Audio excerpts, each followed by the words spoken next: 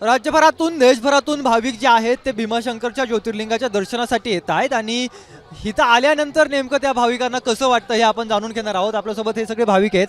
बाबा कुठून आलाय आणि हे सगळं पाहिल्यानंतर कसं वाटतंय? एक नंबर।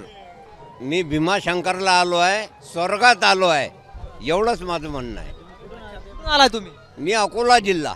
जिवंतपणी स्वर्ग बघितल्यागत वाटतंय का? बिलकुल जिवंतपणे स्वर्ग बघितला। तुम्ही कुठून आलाय आणि तुम्हाला काय वाटतंय? स्वर्ग दिसलाय? चांगलं वाटतंय। पिंपरी चिंचवडवरून आलेला आहे आणि चांगलं एकदम मस्त आहे। दर्शन झालं तुमचं? नाही, अजून व्हायचे आहे। तुम्ही पण पिंपरी चिंचवड? आम्ही पण पिंपरी चिंचवडवरून झाले, दर्शन व्हायचे अजून आता झालंय, पण चांगलं आहे, माहोल चांगला वाटतंय आणि चांगलं आहे सगळं।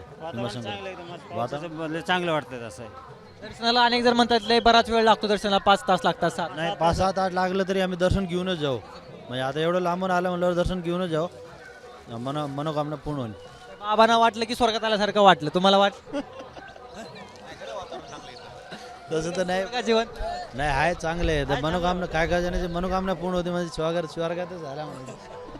कसं काय वाटतंय इकडं वातावरण आणि दर्शन?